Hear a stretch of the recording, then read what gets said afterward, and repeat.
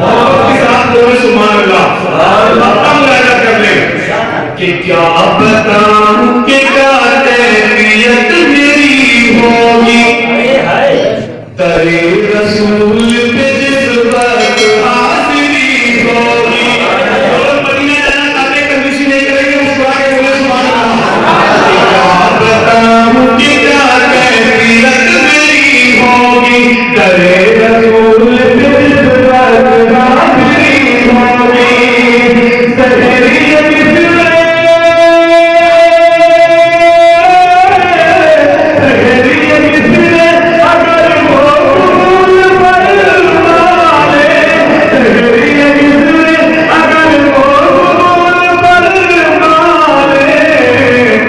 تو حقیقت یہی میرا شاعری ہوگی. تو حقیقت یہی میرا یہ شاعری ہوگی. بہت جی قرآن مقدس کی جو آیت کریمہ کی شرح حاصل کیا ہے اس کا ترجمہ اے ایمان والو اللہ سے ڈرو اور سچوں کے ساتھ ہو جاؤ. زمین کو کچھ بھی نہیں, آسمان تیرا ہے اور نبی کو اپنا بنا لے, جہان تیرا ہے. اور اے وکیل شاہ ذرا اس سڑک پہ دھیرے چل, امیر شہر کے بنگلے میں بھول جاتی ہے اور روشنی دیتی ہے بھجتے ہوئے چراغوں کو, جہاں جہاں بھی حدیث رسول جاتی ہے. جس طریقے سے نبیوں میں سب سے افضل و اعلیٰ شان میرے مصطفیٰ کی ہے, اسی طریقے سے اولیاء اکرام میں سب سے افضل و اعلیٰ شان نبیوں میں سب سے اعلیٰ مصطفیٰ کی شان. بعد میں تشریف لائے لیکن شان سب سے اعلیٰ. حضرت آدم کو آنا کہا گیا, موسیٰ کلیم اللہ کو آنا کہا گیا, نوح نبی اللہ کو آنا کہا گیا, محمد رسول اللہ کو آنا کہا گیا. اب قرآن نے پابندی لگا دی ما كان محمد أحد من رجالكم ولكن رسول الله وخاتم النبيين. اب کوئی نبی نہیں آئے گا, اب نبوت کا دروازہ بند ہو گیا. حضرت آدم کو آنا کہا گیا, موسیٰ کلیم اللہ کو آنا کہا گیا, نوح نبی اللہ کو آنا کہا گیا, محمد رسول اللہ کو آنا کہا گیا. اب نبوت کا دروازہ بند ہو گیا, کوئی نبی نہیں آئے گا. جیسے بات کو شیطان نے سنا تو مسکرانے لگا, ہنسنے لگا. اب تو بالکل روڈ خالی ہے, اب تو لوگوں کو بلگلانے میں بڑا مزہ آئے گا. اب تو نبوت کا دروازہ بند ہو گیا, اب کوئی نبی نہیں آئے گا. ابھی شیطان مسکرا ہی رہا تھا, آواز آتی ہے شیطان مسکرانے کی ضرورت نہیں ہے, ہنسنے کی ضرورت نہیں ہے. ارے میں نے نبوت کا دروازہ بند کیا ہے نبوت کا, لیکن میں نے ولایت کا دروازہ کھول دیا ہے. اب نبی نہیں آئیں گے, اب بغداد میں وہ سیاست آئیں گے, اب نبی نہیں آئیں گے, اب اجمیر میں صحیح نماز آئیں گے, اب نبی نہیں آئیں گے, اب دلی میں نظامدین آئیں گے, اب نبی نہیں آئیں گے, اب دیوا میں وارث سے بات آئیں گے, اب نبی نہیں آئیں گے, اب دلی میں شادی بیاہ آئیں گے. اور جب لوگ نبی کو اپنے بیٹا پرشن کہنے لگیں گے تو بریلی کی دھرتی پہ امام احمد خان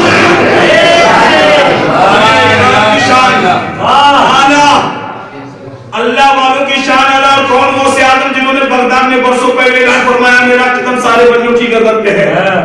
تو اس آواز کو صرف بغداد والوں نے نہیں سنا بلکہ کئی سو کلومیٹر کی دوری پہ خراسان کے پہاڑوں میں غریب نواب نے اس آواز کو سنا اور سننے کے بعد فرمایا حضور آپ کا قدم صرف میرے سر پر نہیں بلکہ آنکھوں پر, میرے سر پر بھی آپ کا قدم.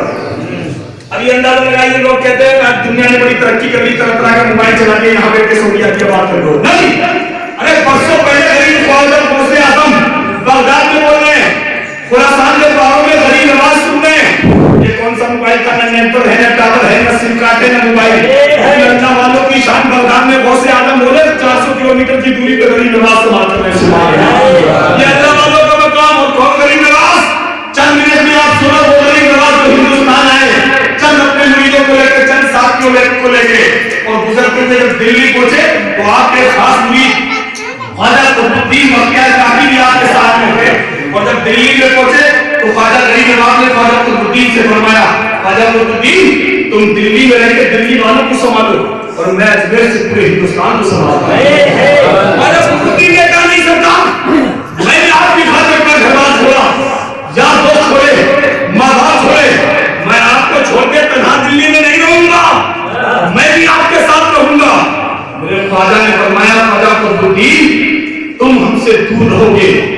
हमारा दिल तुमसे दूर नहीं है। हम दिल्ली में हाजिर हो जाएंगे।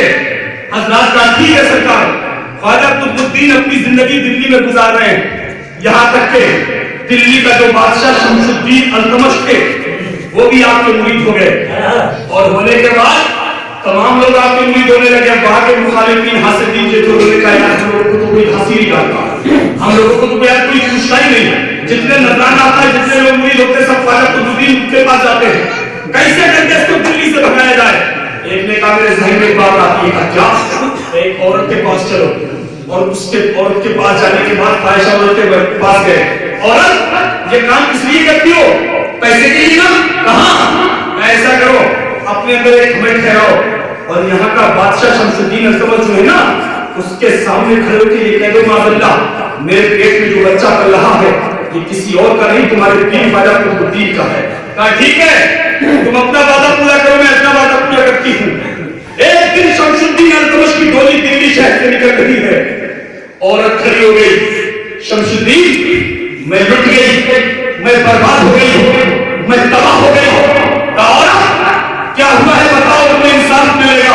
कहा मैं कैसे कहूं, मुझे शर्म आती है। कहा बोलो तुम्हें इंसाफ मिलेगा। उस औरत ने कहा शमशुद्दीन मेरे पेट में जो बच्चा देख रहे हो माज़अल्लाह ये किसी का और का नहीं तुम्हारे पीर ख्वाजा कुतुबुद्दीन का है। इतना सुनना था शमशुद्दीन अल्तमश के लिए जुमला नहीं था बल्कि एकदम बम था। कल दिल्ली की कचहरी में हाजिर हो जाना, फैसला हो जाएगा, इंसाफ मिल जाएगा।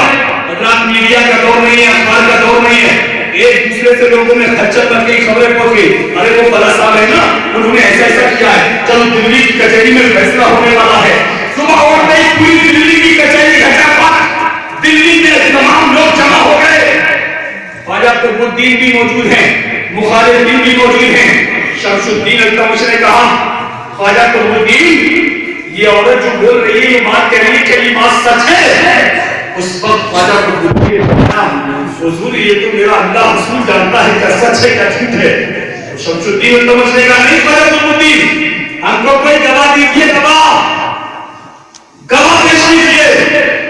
ख्वाजा कुतुबुद्दीन ने उस वक्त अपने दियो मुर्शिद ख्वाजा गरीब नवाज को याद फरमाया और फरमाया हुजूर क्या इसी दिन दिखाने के लिए मुझे दिल्ली छोड़ के गए थे, आइए आपके कुतुबुद्दीन की इज्जत का आबरू का सवाल है, आके बचा लीजिए।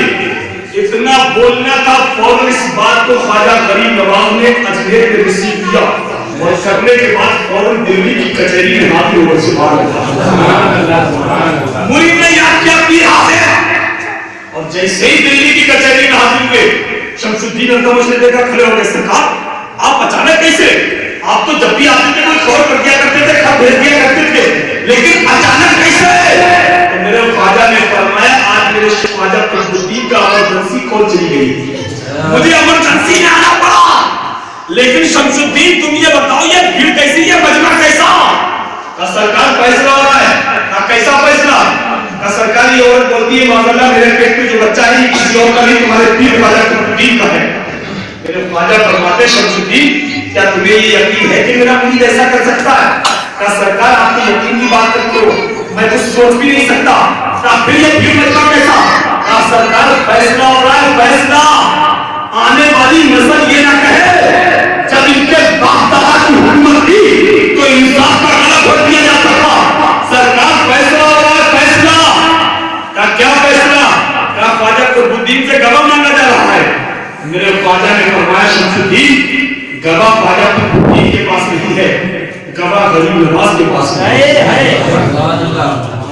शमशुद्दीन अल्तमश ने कहा नहीं सरकार दिल्ली का कैसे, दिल्ली का ही गवाह चाहिए, दिल्ली का ही गवाह होना चाहिए।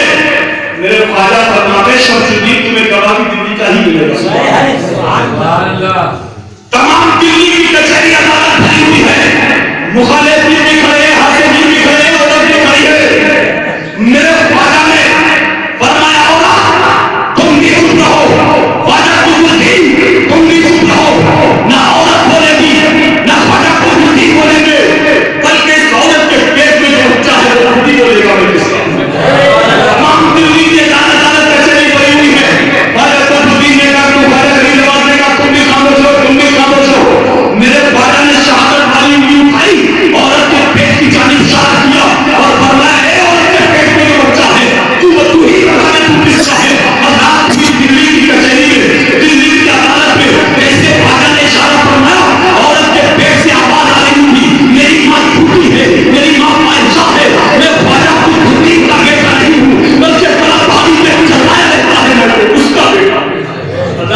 انصاف مل گیا, فیصلہ ہو گیا, تو اللہ والوں کا کیا مقام ہے, اللہ والوں کی کیا شان ہے. اب اندازہ اس سے لگا سکتے ہیں کہ ہم عملیہ میں غریب نواز کا ذکر کر رہے ہیں اور غریب نواز اجمیر شریف کا ہمیں دیکھ رہے ہیں, اور علامہ طاہر کے ہاتھ میں فاتحہ کے لیے پیسے دے رہا ہے.